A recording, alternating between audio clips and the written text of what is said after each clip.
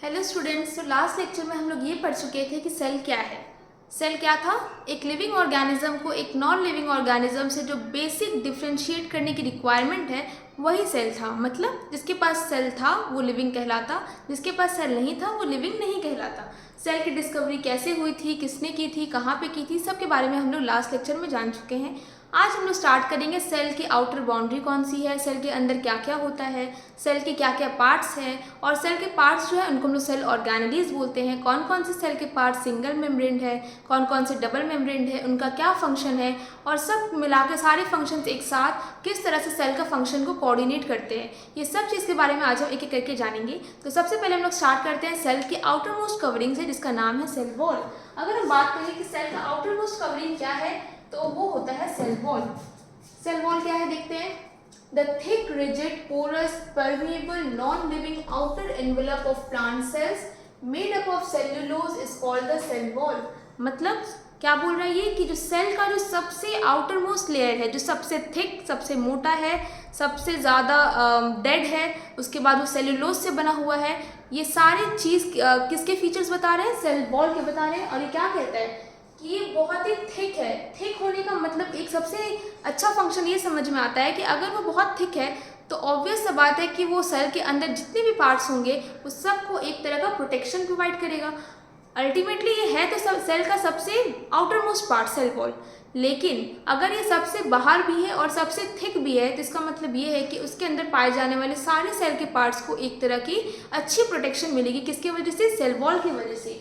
यहाँ पे दूसरा चीज बोल रहा है ये पोरस है। पोरस होने का मतलब क्या हुआ कि इसके सेल वॉल जो है वो कंटिन्यूअस नहीं है।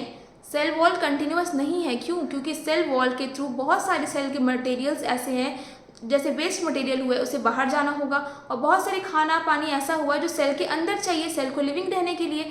तो अगर सेल वॉल कंटिन्यूअस लेयर हो गया तो कभी भी अंदर बाहर में एक्सचेंज हो ही नहीं पाएगा।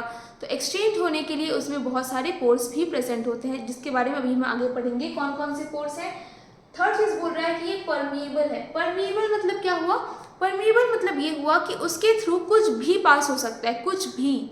अगर हम तेल चाहे, पानी चाहे, खाना चाहे, कुछ भी, प्रोटीन, फैट, लिपिड्स, कार्बोहाइड्रेट, कुछ भी चाहे वो हम सेल वॉल के थ्रू अंदर भेज सकते हैं, और अंदर से भी हम कुछ भी सेल के बाहर निकाल सकते हैं। तो इसको हम लोग बोलते हैं परमिएबल। परमिएबल मतलब सेल के थ्रू, सेल वॉल के थ्रू इजीली कोई भी चीज़ अंदर पास हो सकती है और अंदर से कोई भी चीज़ इजीली बाहर पास हो सकती है। नेक्स्ट यहाँ पे बोल रहा है कि नॉन लिविंग। ये नॉन लिविंग है। क्यों नॉन लिविंग है? क्योंकि सेल वॉल में एक ऐसी चीज़ की डिपोजिशन होती है। डिपोजिशन मतलब ऐसी चीज़ से वो बनी हुई है जिसका नाम है सेल्यूलोज, और सेल्यूलोज प्रेजेंट होने की वजह से ये एक डेड सब्सटेंस बन जाती है। सेल्यूलोज जहाँ पर भी प्रेजेंट होगा वो एक डेड सब्सटेंस होगा, और सेल वॉल में सेल्यूलोज का डिपोजिशन है और ये क्या हो जाती है, इसलिए ये हो जाती है एक डेड सब्सटेंस। आगे बात करें, यहाँ पे क्या लिखा है? Outer envelope of the plant cell. तो ये बहुत ही इंपॉर्टेंट पॉइंट है कि सेल वॉल जो होता है सिर्फ और सिर्फ प्लांट के केस में पाया जाता है। एनिमल के केस में सेल वॉल नहीं पाया जाता। एनिमल के केस में आउटर लेयर का काम सेल मेम्ब्रेन करता है, जिसके बारे में हम इसके बाद नेक्स्ट पढ़ेंगे। सिंपल सा भी ये जानना है कि सेल वॉल जो होता है it is only found in case of the plant cell, और ये आउटर लेयर का काम तो करता है लेकिन सिर्फ और सिर्फ प्लांट सेल के केस में। एनिमल सेल के केस में ये आउटर लेयर का काम नहीं करता है। नेक्स्ट क्या बोल रहा है? Envelope of the plant cell and made up of the cellulose is called the cell wall. तो पहले ही बोल दिए कि ये जो थिक लेयर है, ये जो डेड लेयर है, किसके वजह से? सेल्यूलोज का डिपोजिशन की वजह से। ये सारी कैरेक्टरिस्टिक्स एक साथ मिला के किसको डिफाइन करते हैं? सेल वॉल को। नेक्स्ट अगर यहाँ पे बात करें स्ट्रक्चर के बारे में, the main constituent of the cell wall is the cellulose. मतलब सेल वॉल किससे मेनली बना हुआ है? सेल्यूलोज से। सेल्यूलोज क्या है? सेल्यूलोज एक टाइप ऑफ कार्बोहाइड्रेट है। अगर पूछा जाए कि सेल्यूलोज का कौन से, किस फूड के किस पार्ट का पार्ट है, जैसे कि कार्बोहाइड्रेट का पार्ट है, प्रोटीन का पार्ट है, लिपिड का पार्ट है, किसका पार्ट है? तो ये जो सेल्यूलोज है ये एक तरह का कार्बोहाइड्रेट का पार्ट है। नेक्स्ट अगर बात करें cell wall of the mature plant cell consist of two part. ये जो सेल वॉल है प्लांट सेल का, प्लांट सेल में सेल वॉल पाया जा रहा है, इसके दो पार्ट हैं। पहला है प्राइमरी सेल वॉल और दूसरा है सेकेंडरी सेल वॉल, और इसके बीच में भी एक लेयर पाया जाता है जिसके बारे में भी हम आगे पढ़ेंगे। सबसे पहले पढ़ेंगे प्राइमरी सेल वॉल के बारे में। प्राइमरी सेल वॉल अगर बोले तो क्या है primary cell wall? Primary cell wall है ये आउटर मोस्ट जो लेयर हम लोग देख पा रहे हैं, ये आउटर लेयर जो हम लोग देख रहे हैं यहाँ पर, इसे हम कहेंगे प्राइमरी सेल वॉल। इसके अंदर एक और लेयर है, ये वाला तो प्लाज्मा मेम्ब्रेन है, सेल वॉल।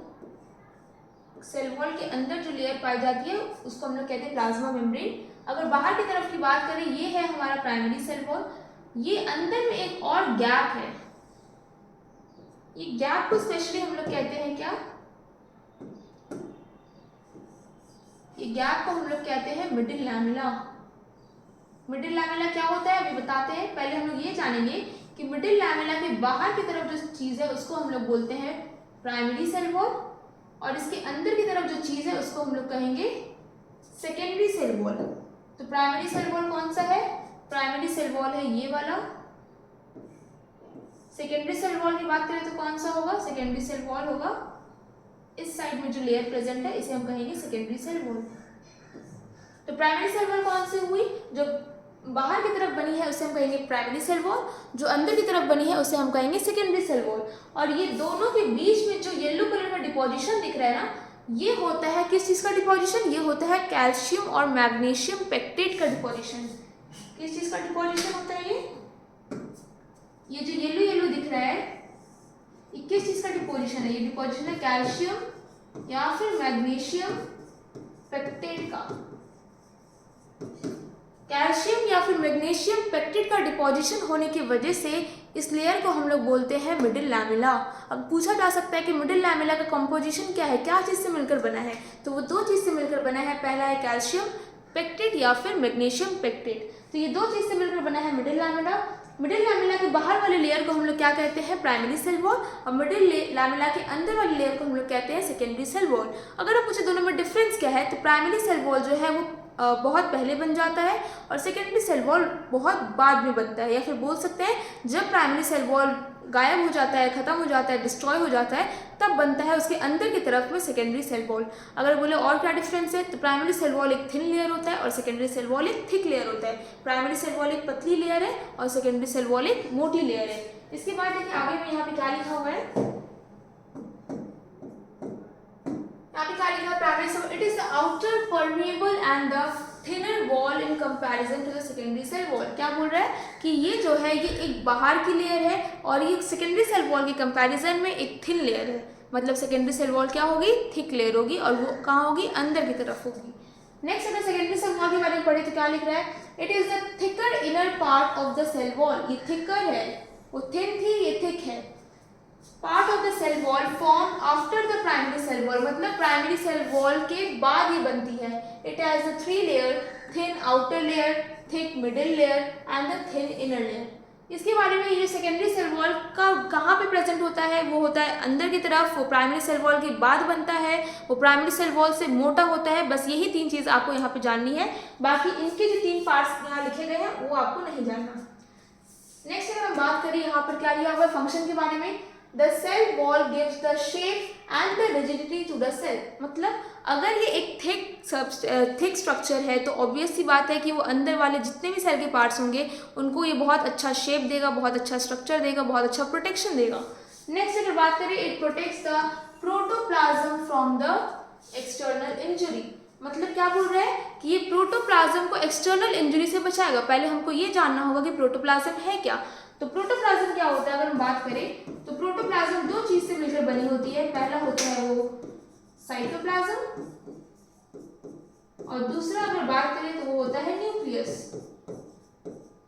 अब आप बोलेंगे कि न्यूक्लियस क्या है, साइटोप्लाज्म क्या है, मुझे तो पता ही नहीं। तो सिंपल से जान लीजिए कि अगर ये सेल है, सेल के बीच में कहीं पे न्यूक्लियस एक ग्राउंड स्ट्रक्चर होता है जिसे हम लोग ब्रेन ऑफ द सेल कहते हैं, आगे चल के पढ़ेंगे हम लोग।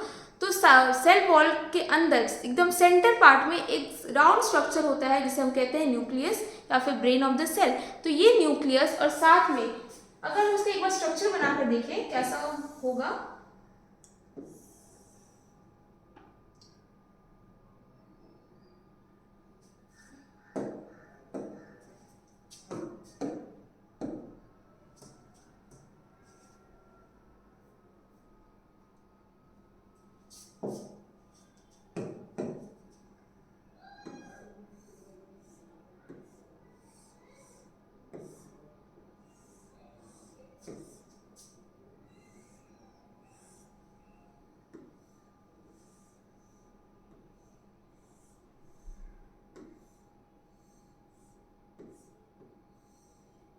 किस चीज की स्ट्रक्चर बना रहे हैं, ये स्ट्रक्चर है सेल वॉल की। अगर हम बोले ये कैसा स्ट्रक्चर होता है तो ये होता है एक हेक्सागोनल स्ट्रक्चर। ये सेल वॉल का स्ट्रक्चर एक हेक्सागोनल स्ट्रक्चर है। ये हेक्सागोनल स्ट्रक्चर में अगर सेंटर की तरफ बात करें क्या होता है,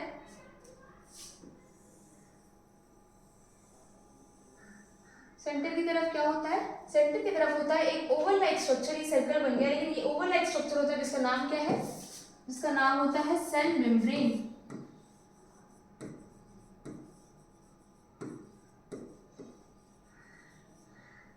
क्या नाम होता है इसका, सेल मेम्ब्रेन। तो ये अंदर वाला लेयर को हम लोग कहेंगे सेल मेम्ब्रेन और ये बाहर वाला लेयर को हम लोग क्या कहेंगे, सेल वॉल।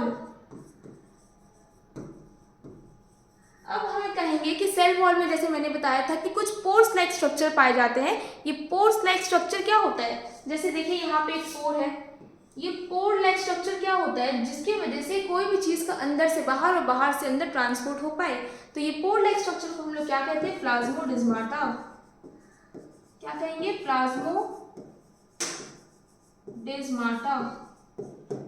तो ये पोर लाइक स्ट्रक्चर को हम लोग कहेंगे प्लाज्मोडेस्माटा, जो क्या करने में हेल्प करता है, ये क्या करता है, एक सेल को दूसरे सेल से आपस में कनेक्ट करके रखता है। मतलब हो सकता है कि ये एक सेल है और इसके बगल में एक और सेल होगा और ये सेल ये प्लाज्मोडेस्माटा के थ्रू एक दूसरे से कनेक्टेड होंगे। समझ लीजिए कि सेल के पास फंक्शन करने के लिए कुछ चीज़ की कमी हो गई, जैसे खाना नहीं मिला, पानी प्रॉपर नहीं मिल पाया, तो ये क्या करेगा, अपने बगल वाले सेल से ये प्लाज्मोडेस्माटा के थ्रू जो भी चीज़ की ज़रूरत होगी वो अपने बगल वाले सेल के थ्रू ये ले लेगा। और जैसे ही बगल वाले सेल के थ्रू ये अपना जो भी चीज़ की ज़रूरत है वो ले लिया, उसके बाद अपना फंक्शन को प्रॉपरली जैसे पहले इसको काम कर रहा था अब वो वैसा काम करने लगेगा। तो इससे हमें क्या पता चला कि जो सेल वॉल में जो पोर लाइक स्ट्रक्चर है जिसका नाम प्लाज्मोडेस्माटा है, वो उसको हेल्प कर रहा है किस चीज़ में, exchange of food material, waste material, जो भी चीज़ में एक्सचेंज करना है वो इजीली एक्सचेंज करने देगा। और ये जो लेयर है इसे हम कहते हैं परमिएबल लेयर है। परमिएबल लेयर होने का मतलब क्या है, परमिएबल लेयर होने का ये मतलब है कि इसके थ्रू कोई भी चीज़ इजीली अंदर आ सकती है और अंदर से कोई भी चीज़ इजीली बाहर जा सकती है। अब अगर हम बता रहे हैं तुम लोगों को कि इसमें न्यूक्लियस क्या होता है, सेंटर में एक राउंड लाइक स्ट्रक्चर प्रेजेंट होता है जिसे हम कहते हैं न्यूक्लियस। और न्यूक्लियस के अंदर अभी हम आगे जानेंगे कि इसमें बहुत सारे जेनेटिक मटेरियल वगैरह होते हैं। तो ये वाले पार्ट को हम लोग बोलते हैं न्यूक्लियस। और साथ में यहाँ पे बहुत फ्लूइड लाइक स्ट्रक्चर होता है जिसका नाम क्या होता है, जिसका नाम होता है साइटोप्लाज्म। तो सेल मेम्ब्रेन के अंदर जो फ्लूइड प्रेजेंट होता है उसको हम लोग बोलते हैं साइटोप्लाज्म और ये पार्ट को बोलते हैं न्यूक्लियस। और अगर बोले कि ये प्लाज्मा मेम्ब्रेन या फिर ये सेल मेम्ब्रेन जो है इसके अंदर जो भी होगा उसमें से सब कुछ को हटा के अगर हम सिर्फ दो चीज़ को ले क्या एक हम लोग ले न्यूक्लियस को और एक हम लोग ले साइटोप्लाज्म को। ये हमारा क्या है, ये है हमारा न्यूक्लियस और अंदर में जो फ्लूइड लाइक स्ट्रक्चर दिख रहा है ये हमारा क्या है, साइटोप्लाज्म। अगर हम ये दोनों चीज़ का बात करें सिर्फ, तो ये दोनों मिलकर क्या बना देगा, ये दोनों मिलकर बना देगा प्रोटोप्लाज्म। प्रोटोप्लाज्म। तो यहाँ पे देखते हैं हम लोग क्या लिखा है सेल वॉल के बारे में। यहाँ पे क्या बोल रहा है, it protects the protoplasm from the external injury. तो ये जो सेल वॉल है ये अंदर के प्रोटोप्लाज्म को प्रोटेक्ट करके रखेगा। बाहर से कोई भी अगर फॉरेन सब्सटेंस आ रहा है, कोई भी फॉरेन अटैक हो रहा है तो वो अंदर वाली चीज़ों को प्रोटेक्ट करके रखेगा।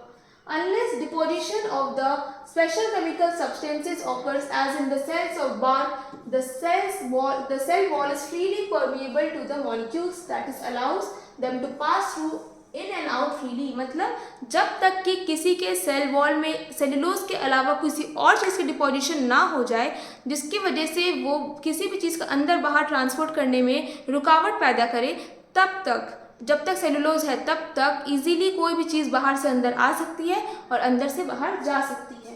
लास्ट फंक्शन क्या बोल रहा है, the plasmodesmata are meant for the cell to cell conduction of water and different chemical substance. मतलब एक सेल से दूसरे सेल में जो भी वाटर का हुआ, केमिकल सब्सटेंस का हुआ, खाना पानी कुछ भी इजीली एक सेल से दूसरे सेल का ट्रांसपोर्ट हो सकता है।